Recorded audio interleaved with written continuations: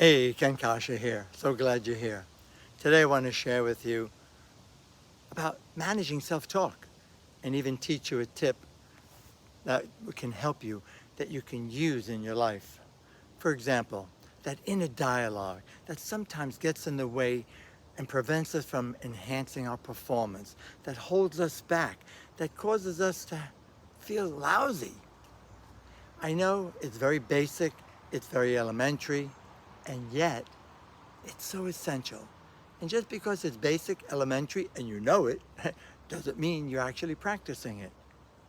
So let's explore a little bit and go a little bit deep into this.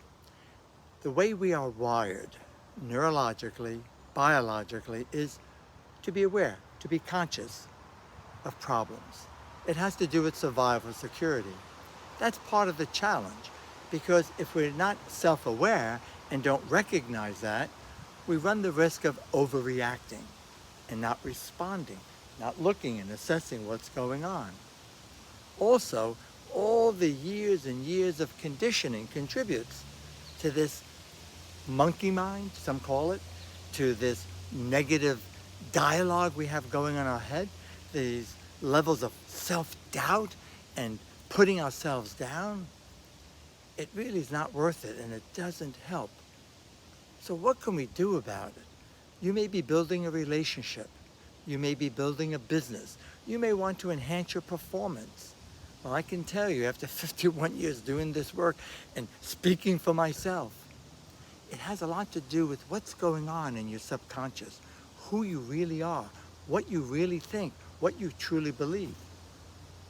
Because when we have those knee-jerk reactions, when we experience life and the inevitable ups and downs of life and events that happen to all of us, the immediate response, that knee-jerk reaction, says a lot about our conviction, how we truly feel about ourselves. So take an assessment, pay attention to that. Because the good news is, just because we may be in a negative slump doesn't mean we're stuck. When you have the tools and you use the tools, you can certainly pull out of it. It takes training, it takes time, it's not a quick fix. In a sense, you need to literally rewire your brain and create a new pattern of behavior, a new pattern of thinking, a new pattern of responding to the inevitable challenges. And that takes time for that, because if we're not self-aware, if we're not conscious and paying attention, we run the risk of, by default, slipping back into the old patterns that we've been living and supporting for 10, 20, 30, maybe more years than that. Can you see this in your life? So for example, let's talk a little bit about some of these knee-jerk reactions. The weather's hot, it's humid. Does that mean it's a lousy day? Oh my God, it's terrible. Really? The weather is hot, the weather is humid, the weather makes us feel uncomfortable, but it doesn't need to spoil the day. Words make a difference. Your thoughts are a catalyst to feelings. So what we're really talking about is those immediate thoughts, those innermost thoughts that pop up when you least expect it, are a reflection on how you really feel. And those feelings, emotions, will cause the brain to release neurochemicals, which will take over. And then we feel like we're stuck, or we slip back into that old pattern. Somebody's experiencing a beautiful opportunity to grow spiritually, to enhance their intuition, to grow as a person. Oh my God, the day is so long. Oh my God, I'm sitting so long. You get the idea. I've experienced this in classes sometime. I know. We all kind of go through that. But can you see how that will interfere? Because whatever you give attention to, you give energy to. And whatever you give energy to will grow and multiply. So yes, going from 9 in the morning till 7, it's a long day. Of course it is. But to sit there and think, and oh my God, it's so long, and over this, can you see how that just is a deterrent? It's almost an excuse, an unconscious excuse. It's not a conscious excuse. I think it's more of an unconscious excuse. And we self-sabotage, and it gets in the way, and we hold back. I have found, you've heard me say this before, that it's not the doing of things that wears us out. It's not all the activity. Sure, we need a break. Sure, we need a rest. It's the excessive thinking about it, worrying about it, giving attention. Oh my God, what a busy day. I have so much to do. I don't know if I can do it. Excuse me, I'm ranting a little bit and I'm dramatizing it because I really want this to hit home with you because we all do it. And if you continue to do it, it's going to interfere in your life and you won't be able to take command of your life. You'll run the risk of being a victim and living the life of a victim, which is no fun. It'll put you into scarcity consciousness.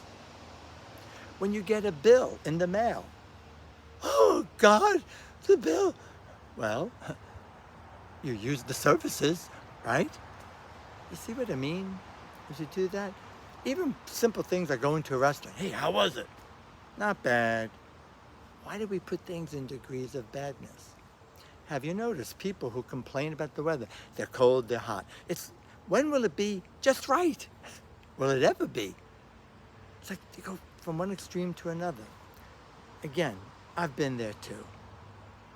And I hope I'm not sounding preachy. We all have. What I'm saying to you is I've learned this lesson the hard way. I used to be president, maybe CEO of Warriors Anonymous.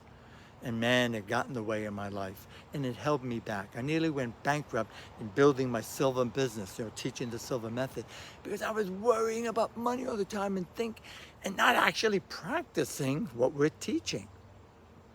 That's not the case anymore. I learned that lesson, but unfortunately, I learned it the hard way. And I'm hoping you don't have to learn it the hard way, that this will help you to recognize that. So the first step is to be consciously aware of your feelings. Not to ignore them, not to repress them, because repression doesn't work and it's not healthy. But once you acknowledge what you're feeling, then how do you want to feel?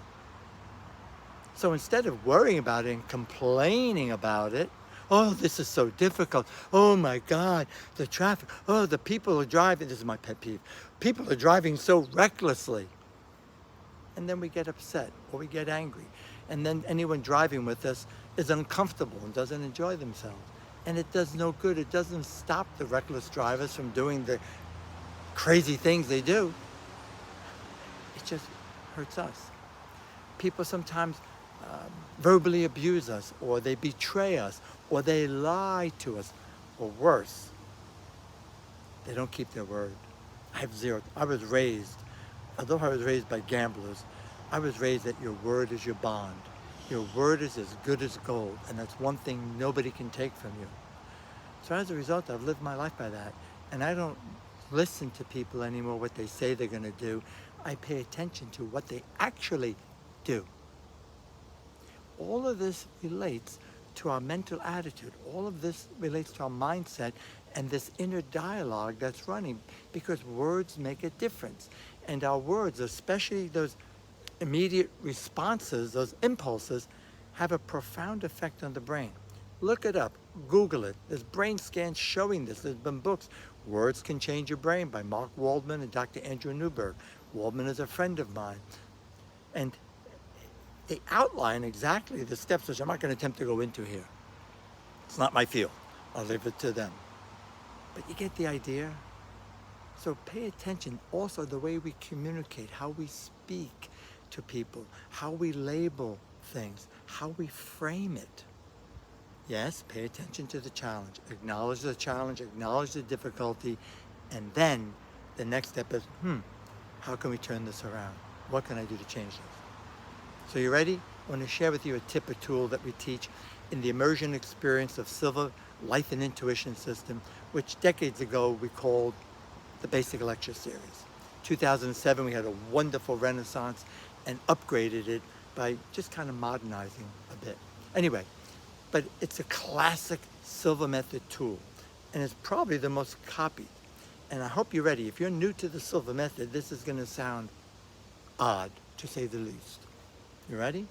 So how do you stop this crazy monkey mind? How do we stop the excessive worry? So when you're having a negative or worrisome thought, be aware of it. So it starts with self-awareness for your self-improvement. and then say mentally, internally, you ready? Cancel, cancel. Now say it after me.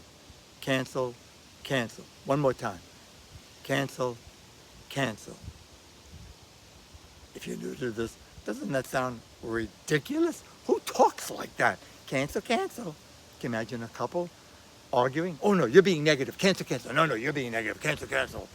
That's not real communication. It's called a pattern interrupter.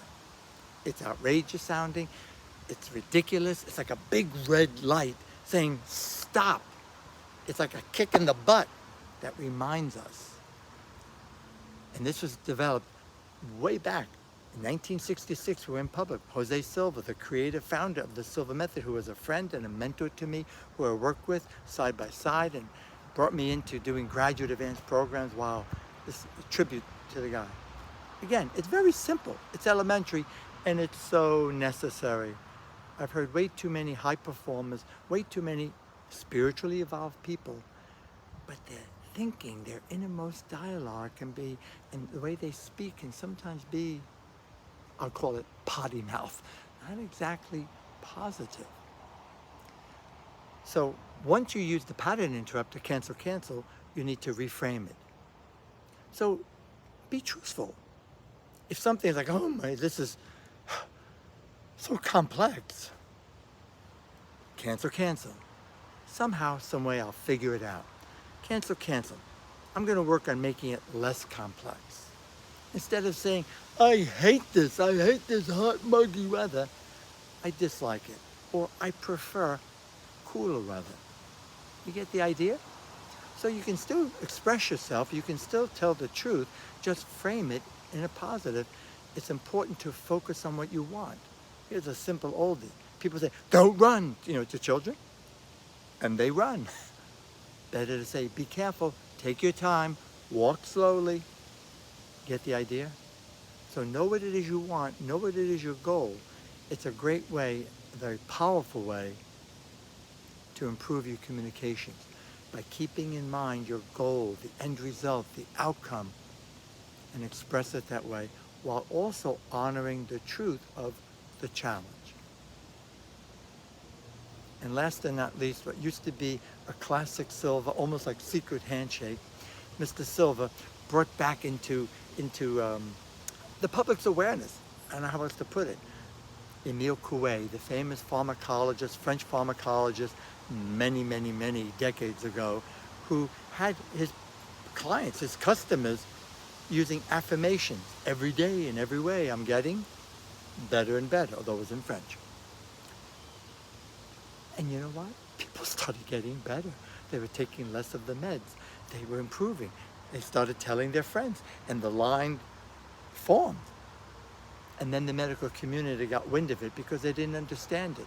And unfortunately, if you're into this field, this work, be prepared.